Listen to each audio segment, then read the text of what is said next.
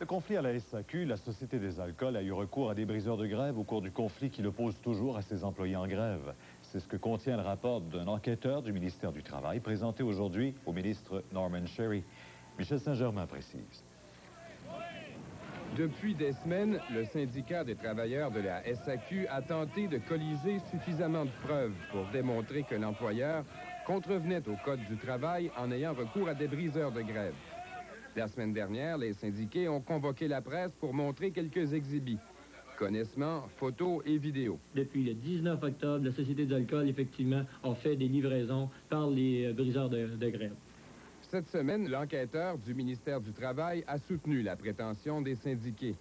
La Société des alcools du Québec a eu recours à des briseurs de grève pour acheminer ses produits vers les consommateurs.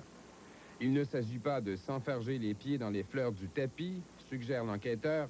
Il existe un réseau parallèle de distribution.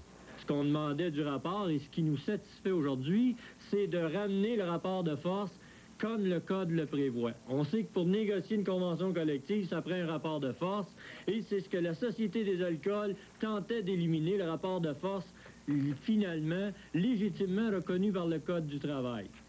Mais à la SAQ, on nie tout. Et on n'a pas l'intention de changer quoi que ce soit à la pratique actuelle.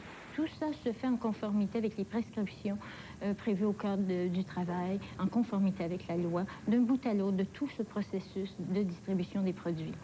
Ces 1169 cas ont été rapportés à Montréal du 9 octobre au 2 novembre. D'autres rapports seront produits, notamment dans le cas de Québec et pour d'autres périodes de temps. Michel Saint-Germain, à Montréal.